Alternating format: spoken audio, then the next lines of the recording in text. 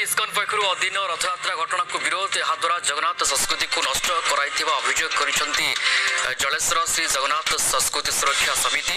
जगन्नाथ प्रेमी को आघात देवा सह जगन्नाथ संस्कृति को अवमानना करिछि बोली समिति अभियोग करिछि। एकर प्रतिवाद रे जगन्नाथ संस्कृति सुरक्षा समिति पक्षर राष्ट्रपति उद्देश्य रे जलेश्वर तहसीलदार को दायीपत्र प्रदान कर दैछि।